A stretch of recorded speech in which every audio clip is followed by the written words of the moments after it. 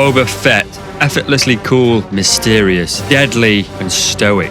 And then there's his dad. Jango Fett is still a very cool character. I just wish he'd chill out a bit and not lose his head. Back in 2002, LucasArts thought they'd give Jango his own game with Star Wars Bounty Hunter. Originally released on the PlayStation 2 and the GameCube, it serves as a prequel to the Clone Army storyline and the Attack of the Clones, showing some key bits of Fett lore, his history with Jasta Mareel, his meeting with Zam Wesell, and obtaining his starship, and then also his deal with Dooku. Now again, like a lot of games I've been looking at, the critical reception of this title was a mixed bag. Scores out of 10 ranging from 5 to 8. Some reviewers praised it for its core shooting mechanics and production value, while others criticised its repetitiveness and graphics. A direct quote from GameSpot being, "It has all the basic ingredients needed, but falls flat in the execution." So I thought, what a fun little jaunt it'd be to run through the first level, while also talking about key features, my favourite parts of this game, and some of the interesting story points and bonus features. So sit back, relax, and let's all be simple men trying to make our way through the universe. Straight away, I just want to say that great Lucasfilm intro.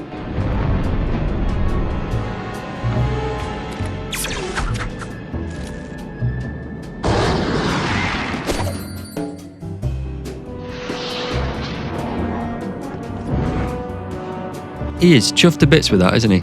The main menu is iconic enough on its own, but combined with the epic score, Jango has never looked so cool, stood in a digital hellscape, just messing about. I'll quickly mention I'm also playing the Aspire remastered version, as obviously you get better graphics, an improved camera from the original game, as that first one is dreadful. The story opens with Sidious giving Dooku a telling off about his former pupil going a bit mental and forming the main enemy faction of this game, the Bando Gora. He then also says to Dooku that he needs to book his ideas up and find a bloody cloning host for his army. Dooku comes up with the mint idea of killing two birds with one stone, or should I say, killing one bird with loads of bounty hunters. We then shift to two big ants leathering each other, and an ugly bloke is cheating his way to winning.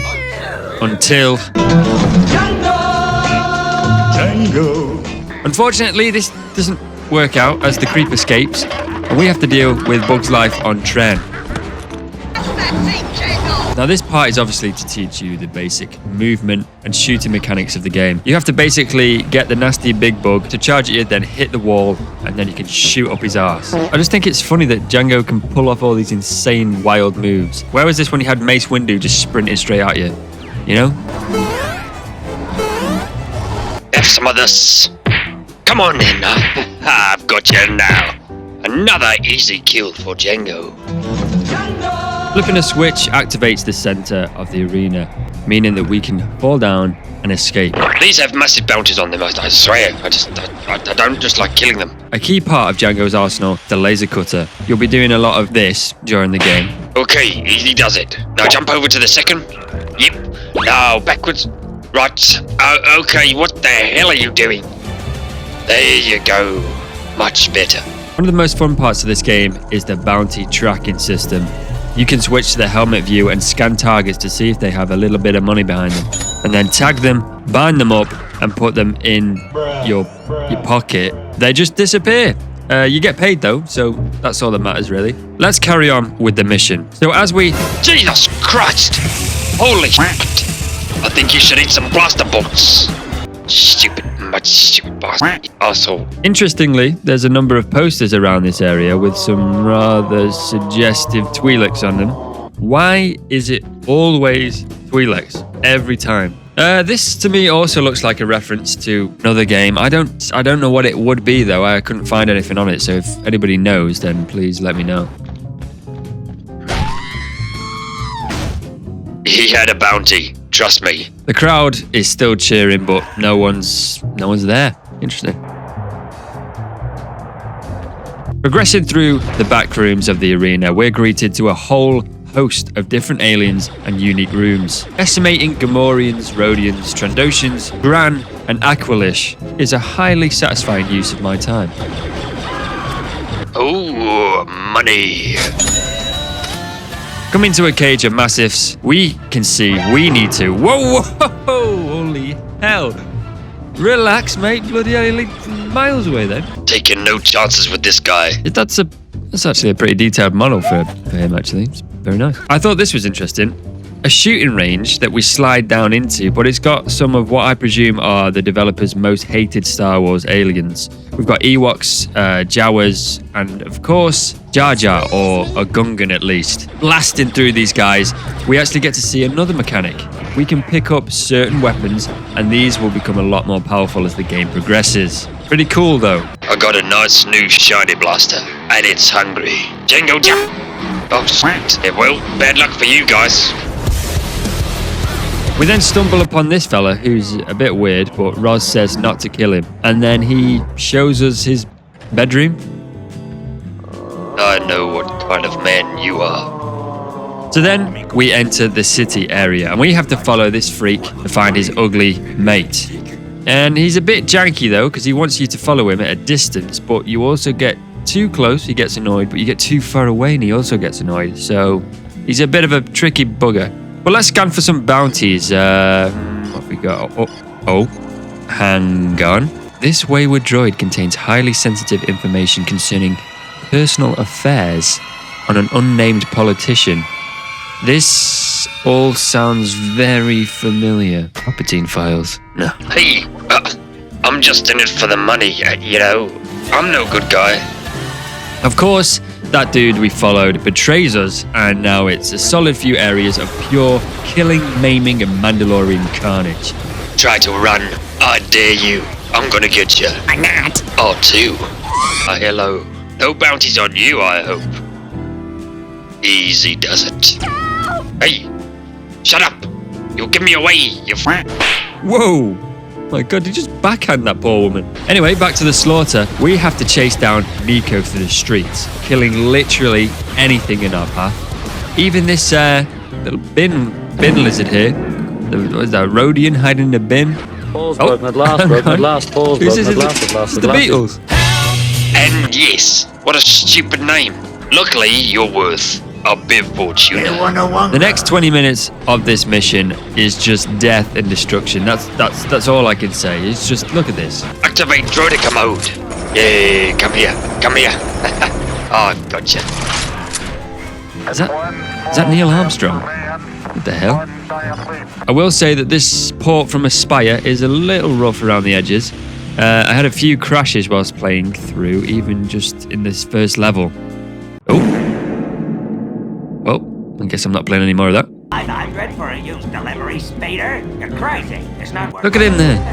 Look at him. Shifty McWeirdo in the background. We then get the return of Jango's iconic jetpack. It looked great with that battle armor. The same color even.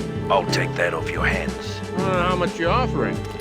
Your life. The game becomes a whole lot more vertical. It's quite cool though, because you basically have to chase Ronnie Allteeth here through the streets, but this time you go back through the areas that you've been before, but on the rooftops. It is, however, just a lot of, running about and blasting some guys, which, does get a little bit repetitive. I can see where the reviews were coming from here. Fast forward to this part, we follow the target down into the sewers and have a little cool, gnarly Jango sliding experience until you reach this group of very unlucky thugs who I just absolutely vaporize.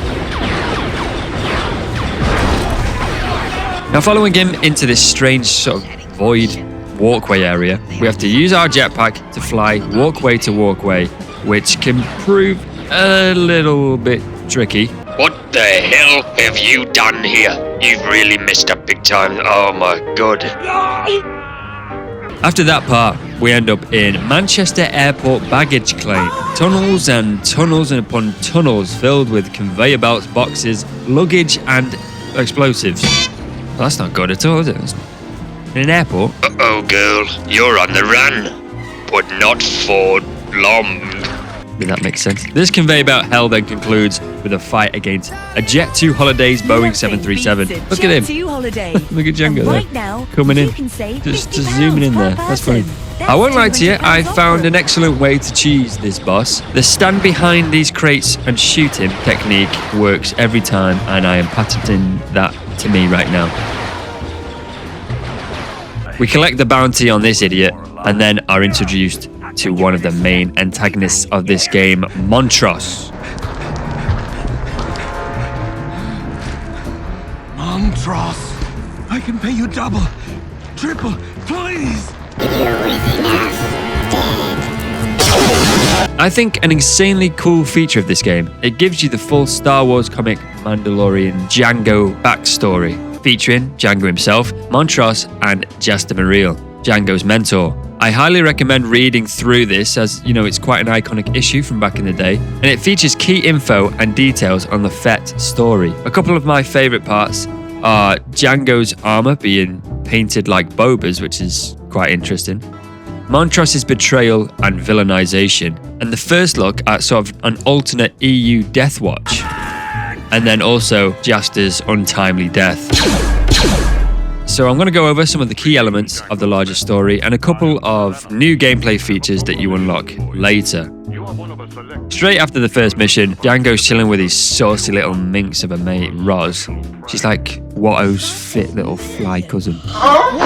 That could make you for life. Then he's contacted by Dooku about eliminating his ex-apprentice, Kamari Vosa, serving as a test to choose the best candidate for the clone template. It's all very clever. The story goes on to follow a Death Stick operation leading across the galaxy, crossing paths with Montrose and having a very cool level on a prison world where you pick up Jango Fett's iconic ship, the fire spray happy lovely ship. It then even introduces us to Zam Wessel in the same mission, both of them escaping and becoming very good mates, really good mates all the way through the story until Attack of the Clones, where he mercilessly and horrifically murders her. It's also good to mention Jango's arsenal expands during the rest of the story as well, with a flamethrower, grenade, saber dart, iconic jetpack, missile, and much more. It offers a good range of weaponry, even including some crazy pickups as well later. So the story culminates with a showdown between Jango and Kamari Vosa, who is basically actually a prototype Asajj Ventress. Her being a bit seductive and horny, dressing, interestingly, and even having 2 curved red lightsaber hilts. I mean, come on. Maybe Dooku models all of his apprentices like this. I don't know. Maybe he has a thing for like pale women with daddy issues. Back in a minute. Eventually, you defeat her. And the man shows up himself. He offers Jango a deal of a lifetime, as we know, and the rest of the story is history. One trained in the Jedi arts. I'll accept your offer, Tyrannus, on one condition. And that is? Order 1984 Ferrari Testarossa in racing red with a mythosaur skull decal. Very well. Consider it done. We have a deal then, Jango Fett. Deal. Now, the last thing that I'll quickly mention, many games back then did this, but this game has cheat codes. I used the cheat code Jango is baddest to unlock all the missions, Go Fish for all the trading cards and outtakes, and Our Artists Rock for all concept art and comic panels. Now, the cards aren't anything too interesting, although there is one depicting Dooku using a red and blue lightsaber in Attack of the Clones, which is quite interesting. The comic, obviously, we've been over. The concept art is cool. An extensive library of some really nice original designs for this game, mixed in with actually some Ralph McQuarrie pieces. And the last thing is the outtakes. Oh boy.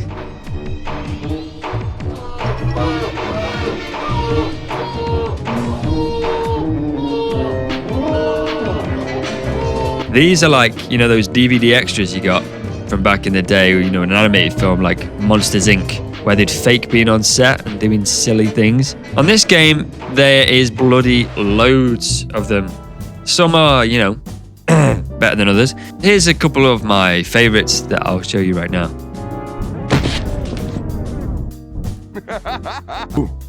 But I don't have time for games. I'm on the hunt. I'm on the hunt. Got it. Oh, what's the problem? What's my motivation? You're a bounty hunter. You hunt bounties. Got it? Yeah, okay, I'm a bounty hunter. I've got it. Great, let's try it again. This time, do a little faster, more urgent. Remember, you're a bounty hunter. Right. Gotta get a bounty hunter. But who's the bounty? Yeah, does it matter? Oh, well, I guess not, but, Yeah, we'll put them in later. You know, CGI. Use your imagination. do I have any dialogue? Nope, you're a bounty hunter. You don't need dialogue. Ready? Yep, okay, right, ready? Yeah, I'm ready. And with that, we've reached the end of the video. Have you guys played Bounty Hunter? What did you think of it? Did you play it back in the day? Did you play it with on the PS2 with the janky controls, the janky camera? I did back in the day, but I think this version's a lot better, even though it crashes a lot. What did you think of the story? Did you like that? Do you like this specific way that it ties into Attack of the Clones? I know this has been retconned now or changed in the main canon, so you know it's Legends, but I think it's good. I think it's a good game. I think it's shown its age now, and some of the controls are not the best, but you know what? It's a fun time. But either way, thank you very, very much for watching. If you enjoyed the video, please like and hype, because they give me a massive boost. So if you really liked it, then please do that if you can. Consider subscribing, and I will see you in the next one. Goodbye.